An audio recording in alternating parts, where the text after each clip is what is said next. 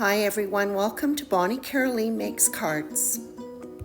Today's cards are a 2-for-1 deal featuring Simon Says Stamp's gorgeous sunflower garden.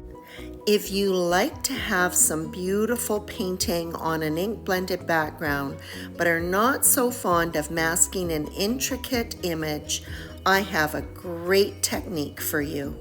I began by ink blending an oversized panel of Bristol Smooth cardstock with Distress Oxide inks.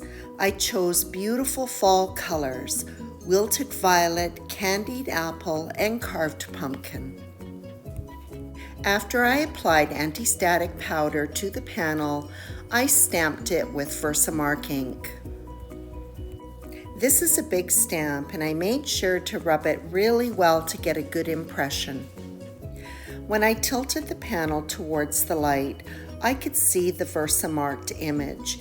It looked good, so I went ahead and coated it with gold embossing powder. To minimize warping, I make sure that the heat tool has reached its maximum temperature before applying the heat. And then I make sure that the heat is applied to both the back and the front of the panel. I then cut the panel in half. These flowers are going to be colored with pigment powders. To get the colors that I'm after, I'm going to be working with 2 different kinds, Nouveau Shimmer powders and Ken Oliver's color bursts. But before I get started, I'm going to be lifting off some of that Distress Oxide ink.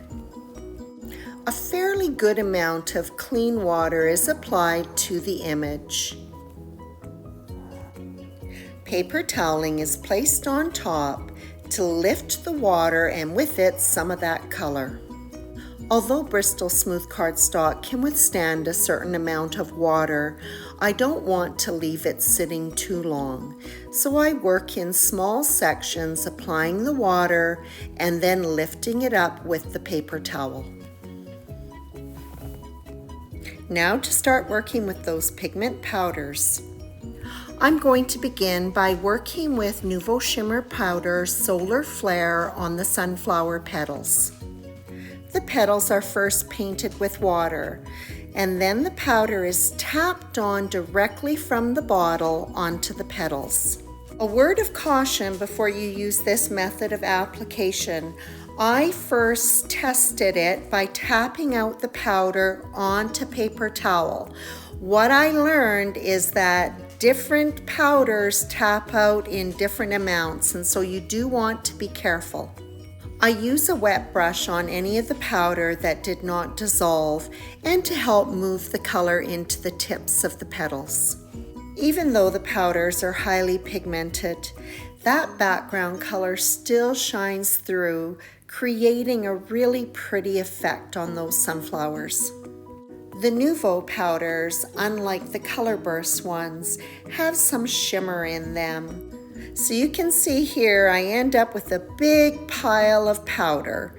So I just use my brush to spread that out over the petals.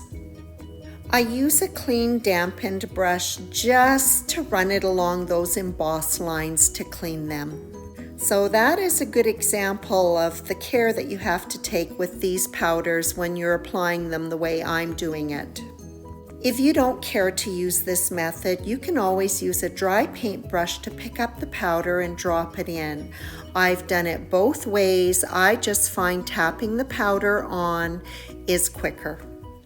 Before I continue on, I'm going to let those petals dry.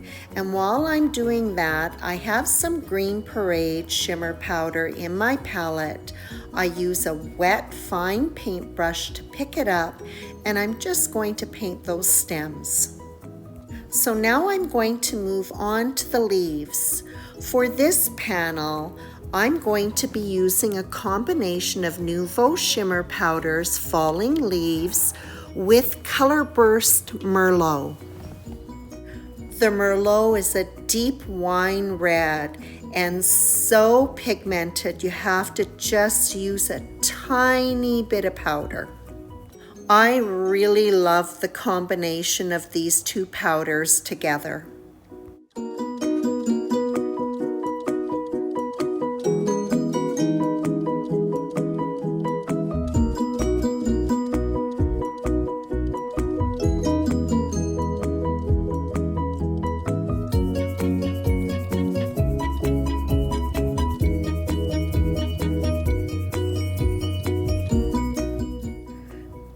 Sometimes when I'm tapping the powder on the image, the powder strays out beyond the embossed lines.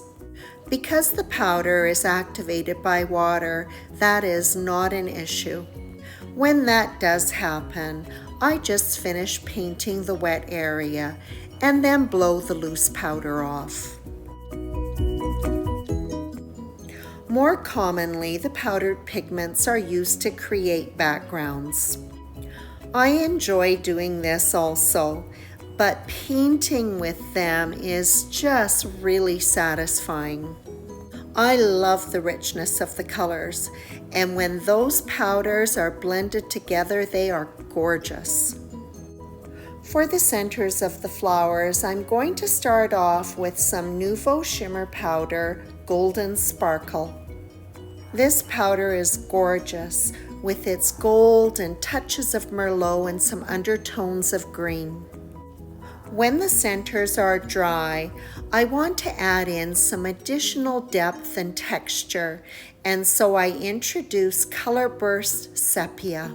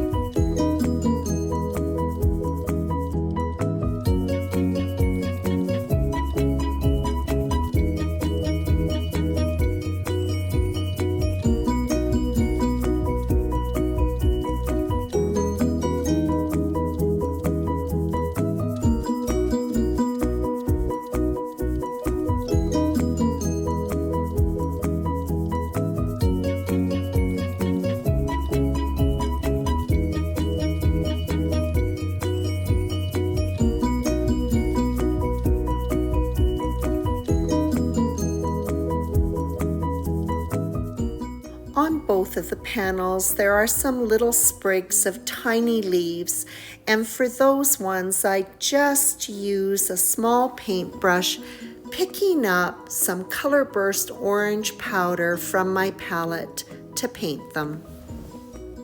When my painting is complete, I spray some water just on the background area and pick it up with my paper towel just to create some texture.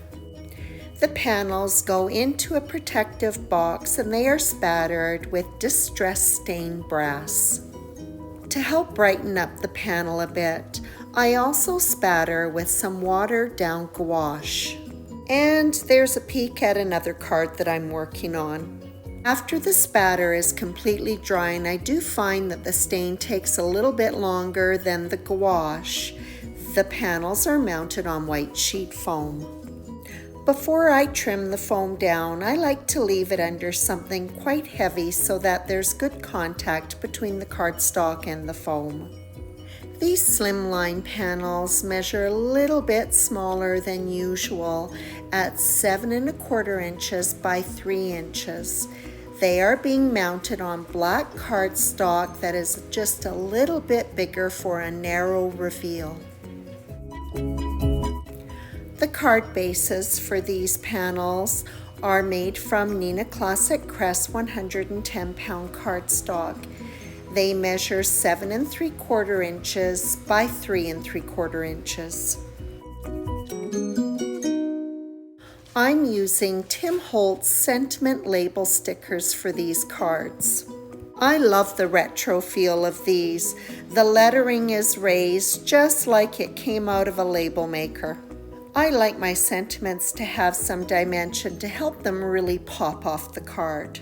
The adhesive on these stickers is very strong, and so I feel confident just to apply them directly to the foam, which I will trim down. To get good alignment between the sticker and the foam, I push the blade of my scissor right up against the edge of it as I'm cutting. The black reveal around the panel helps to tie these bold sentiment strips in with the card. I love that this style of sentiment just adds a touch of playfulness to these cards. I finish up by placing my MISTI on top until they dry so that those sentiments do not slip out of alignment. The cards are finished up with lots and lots of gold confetti. As is typically my standard practice, the confetti is topped off with Nouveau Crystal Drops Morning Dew. And that wraps up this 2-for-1 deal featuring Simon Says Stamps Sunflower Garden.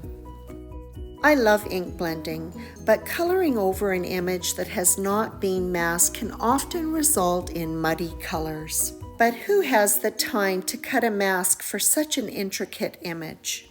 Lifting some of that color from the distress ink and then going back in and coloring with those bold pigment powders really is a great option. I hope you enjoyed today's video. If you did, please subscribe to me at bonniecarolee.com or my YouTube channel. As always, I appreciate your visit.